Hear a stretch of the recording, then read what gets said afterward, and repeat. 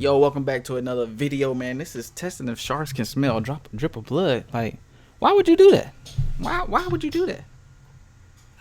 If his arm gets eaten off in this video, I think that would have been on the news. We would have seen that on the news. I don't know. Let's watch. I texted this clip to my wife, who wanted proof I wasn't doing anything stupid on a recent trip to the Bahamas. Now, if you're wondering what my feet are doing in shark-infested waters with a bucket of blood 20 miles away from any land, well, that comes down to a conversation I had with my friends at the Discovery Channel 6 months ago. They told me Shark Week is coming up, and they want to know what I would do if they could put me in the middle of the ocean on a boat surrounded by sharks. For as long as I can remember, I've always wanted to test if sharks can really smell a drop of blood in the water from a mile away. Now, before you say Mythbusters already did this, they kind of did this. As you Talking trash. can see, to test this, they poked their fingers and then stuck them in a barrel with these tiny lemon sharks, and since they didn't really seem to turn around and look at their fingers, they said it was busted. Now, I'm friends with both Carrie and Adam, but I think even they would admit, at least in this case, the methodology was less than scientifically rigorous. So I came up with a more robust test procedure, built some NASA-grade hardware for the experiment, hopped on a plane, and then a speedboat, and soon enough, I was 20 miles offshore of the Bahamas. What's up? Hey, Mark. Dude, there's sharks! That's sharks. We Out have there. sharks. That's the first time I've ever seen a shark, like, in the wild. Do some science.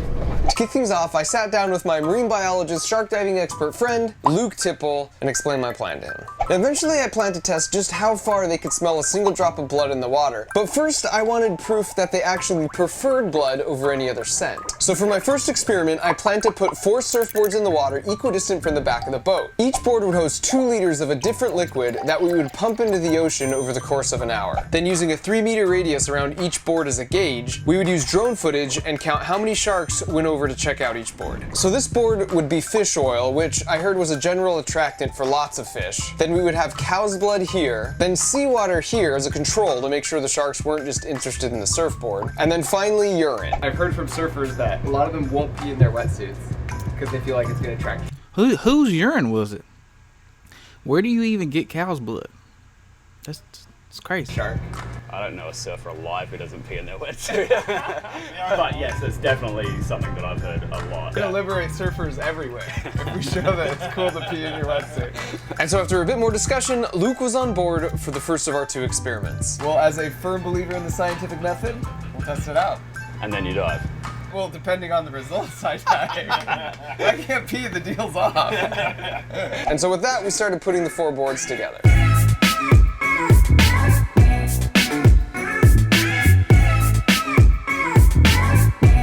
We also started collecting scientific donations from the crew. There you go. All right, so now it's time to... Shout out to my pops. He got one of them piss buckets in his garage. You know what I'm saying? Ain't gotta walk all the way back to the house to take a piss. Fill these bags. Mm-hmm. What do you want to do first, pee or blood? Yeah, you. Let's do pee. Okay. Let's do rock, paper, scissors for who holds the bucket and who holds the bag. Okay, wait. I gotta strategize. Okay, I know what it needs to be. Ready? 1, 2, 3, shoot. Yeah! Damn it. Oh, that smells so bad. It's urine. Whoever it is, they need to hydrate. Dude, this is gonna be a nightmare. Oh, it's warm. Oh. The darker your pee, the more water you need to drink water. If your pee's dark, to go drink some water. And I'm not talking about the soda. I'm talking about that water. Dude, it's all in my hand. That pee is way too dark. Now I know it's a group effort to get that pee together, but come on, guys. Come on, guys. Come on, buddy. Boring sucks. Oh. Okay. Oh, that stinks. No, we're good. All in the name of science. It's a great time of day to be doing this because we have a lot of sharks. Looking down here, we got 3 or 4 lemons on the surface, and I can actually see 2 tigers down on the bottom, and that's actually a massive tiger shark down there. Huge. All right, see if you can do a better job pouring than I did. Oh my gosh. Oh wow. There's a feeding frenzy. It's fine. What are you doing? Can sharks come out the water and grab you? They can? That's crazy. I almost lost my hand. You did not. It's not going to jump out of the water. Okay, so we've got Out of the seawater as our water. control, fish oil. Have urine and cow's blood. They putting them on different boards.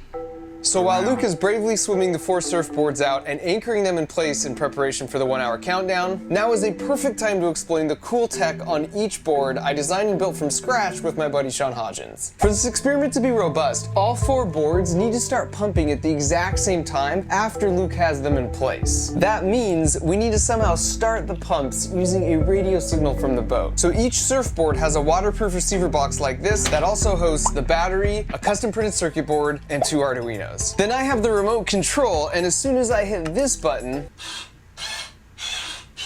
they all start pumping at the same time. We know each pump is working because the corresponding yellow light is lit up. That's important because they're too far away from the boat to see if they're functioning properly. To pump the blood and pee, we're using a peristaltic pump. This is a perfect choice because it's a totally sterile way to get the blood from the bag to the ocean, since the blood never touches any sort of valve or something. It just has these rollers that sort of pinch and push the blood through the tubing in a manner that just happens to be similar to a severed artery. And so with the boards in place, it was go time. Operation Shark Bait Let's see what happens. testing commence. 3, 2, 1. Beep. All 4 are going. We have confirmation. Oh, okay. Everything is rolling. The experiment is underway. We'll let them go for an hour, just dripping stuff out. And yeah, we'll see what happens. All the sharks are around the boat because the people are right there. Blood trail as far as all you can see on the blood board. We're going to head back to the boat just so we're not a variable in this experiment. And after 10 minutes, I was really surprised there wasn't a lot of action on any of the boards. So far it's pretty interesting. I mean, we've shown if you have a massive cut and you're bleeding out, and there's this many sharks within like By the boat. 50 yards of you, that they're kind of like, meh. So like already that's an interesting finding, right? You'd think a little bit of blood and there'd just be a massive swarm, but that's not the case so far. And to be clear, we weren't dealing with small quantities here. The human body contains 5 liters of blood, and after you lose 2 liters, which is the exact amount we're putting in the water, then you die. About 20 minutes in, things were still pretty quiet, especially at the fish oil, urine, and control boards. But then the blood board started attracting some smaller fish, and soon after, 1 or 2 sharks started taking notice. Not a lot of love for my pee. I don't know why I find that kind of offensive, but I'm just a little hurt. Eventually, with about 15 minutes left, things started getting pretty wild over by the blood board. The blood was spread out and made almost like a blood runway. So you have this surreal line of sharks swimming up this enticing blood trail one after another, only to be super disappointed to find a big piece of styrofoam. That's tough. We're almost done. 3, 2, 1. The motors have stopped. Our experiment is done. I'd just like to point out the bags have been sucked dry, so the engineering part of this experiment worked flawlessly. Dude, there were sharks everywhere. Are you serious? Yeah. And there were 2 super pissed off tigers. And so now it's time to go in and review the footage and get a final tally for each board. And what we found was that 4 sharks went to check out the fish oil, then 0 sharks went to check out both the control and the urine. And then the blood board had a direct visit from a whopping 41 sharks. Wow. And so now that we debunked some surfing myths about urine and proved that Cow's sharks blood. certainly had a strong preference for blood over anything we tested, the real question was just how much blood is interesting to them. And there was one part of the experimental design that was really nagging at me. Because that was cow's blood, right? That was cow's blood. You want to do human blood? I want don't to you? try human blood. We've got at least 10 living, breathing blood bags around here. It's worth noting, not everyone was as stoked as Luke and I about this idea. Yeah, and then just draw it. We'll just have fresh blood, just mainline it and put it in the water. Why not? Would you be down? I'd be down. Moondog, what do you reckon? Don't look at me, man. You can have all the pee you want, you can't have any blood. So Luke made some calls, and soon enough, we had an amazing, certified Bahamian phlebotomist on board. I'm like, oh, I'm totally cool. You out in the middle of the ocean doing some crazy experiment. You make a call, 1 call, and now you got a phlebotomist, certified phlebotomist, on your boat to take your blood. That's crazy. How much did that cost? That's not free. You know what I mean? Pop the balls. And after some generosity from the camera crew and even Captain Scotty, we had 4 bulging bags of human blood for our second experiment. This is my actual blood. We're gonna see if sharks have a taste for it. And if they do, I probably won't go freediving with them. For the second experiment, we had 3 boards. Again, we placed the control in the middle. The board over here would pump the human blood slowly at 1 drop a minute, and then on the other side, this board would pump the blood fast, on average 1 drop every 4 seconds. We were able to do that because another cool feature for the boxes we built was that by turning this knob, you can control the flow rate, so over time, they can pump out different amounts. And because sometimes we all have to step up and just do our part, while Luke once again risked his life by placing the 3 boards, I prepared to push a button. Right. First off, I wouldn't even be on this board in the middle of the ocean. Secondly, if I had to be, I'm pushing the button. You know, I'm not swimming with sharks, people. It's not happening. 3, 2, 1, commence! All right, all of them are pumping and good to go. Now the clock's just ticking. We have like 55 more minutes to go. We'll see if the sharks notice it. 1 drop of human blood every 4 seconds may sound like a lot, and it certainly is. But it's also important to note that's 40 times less than the first experiment where we saw so much activity. In this case, halfway into experiment number 2, even though there were tons of sharks still in the area, the boards themselves were pretty quiet. We'll have to see when we look at the footage afterwards, but so far, it looks like the answer is no. 5, 4, 3, 2, 1. Experiment's over. And so after the full hour, we brought in the boards and once again reviewed the footage to see that over the course of an hour, 0 sharks checked out the control board, 0 checked out the slow blood pumping board, and exactly 0 sharks checked out the fast one. Because the boat's right there with the people. They want the people. They don't want that.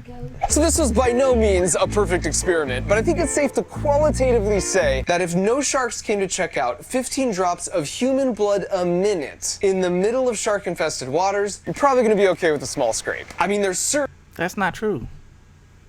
That's not true. certainly won't be some kind of feeding frenzy with a single drop of blood from all sharks within a mile. Now that I had some first-hand data to put my mind at ease, I was willing to try diving with the sharks without a cage, but I had one final experiment. I had a theory that if we secured a 360 camera to the front of a hand spear and then shot it near some sharks, we could create the world's first really cool Matrix-like underwater bullet time effect. So I suited up and got in.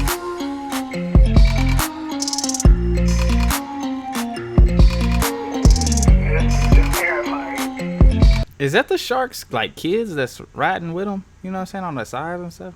And my theory proved correct on the bullet time hand spear. Because as you can see, that footage turned out really cool.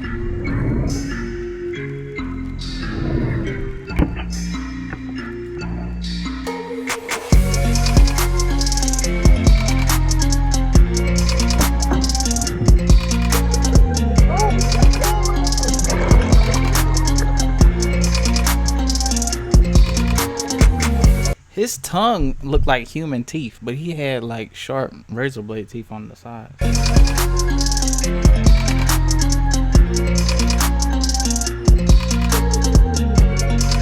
You see that shark swim with entourages, or is that their kids? Comment below. Why are they playing with sharks? I don't understand. And then when the shark bites somebody, people get mad at the shark. Oh God! Oh my God! Oh my, I'm gonna die. Safety, Luke. Making sense I'm a noob. I know it. They know I'm a noob. On that note, can we call it a night? So let's end on that. That was amazing, man. We got him in like a feeding frenzy at the end. There's like 6 of them all around us. And I lived. I mean, this is shaping up to be a great day. What I'll take home from this shoot is just more evidence of the amazing animal that sharks are, but also the ability to point people in a specific direction to say, hey, your thoughts about them are a little overblown. This experience definitely changed my perception on Why does he have an AOL shirt on? Do y'all? I don't even know. Do some of y'all know what that is? Yeah. Do y'all know what that is? AOL? Yeah. American Online. Yeah. Some of y'all out there, y'all have no idea how we used to have to dial it up. Sharks. I would say I respect them more after seeing their raw power up close, but at the same time, there's less of that fear that comes from ignorance. On top of all that, I didn't die. On a side note, I want to know in the comments, who do you think will win between a lion and a gorilla? Please put down below your answer. Also, hit subscribe if you're new. It's the end of this video. I don't know what he's talking about right here. But, yeah, I'm not getting in the water with no sharks. I'm not doing no experiments with no sharks with me in the water with blood and all this. Like, whoa. You know what I'm saying? That's how people end up dead. You know what I mean? That's how people walk around without a limb if it's not from the army. You know what I'm saying? It's like, oh, what happened to your arm? Did you get shot in the army? Like, no, I was swimming with sharks. Like, oh, you're one of those people. Okay. Anyways, I'll holler at you later. Peace.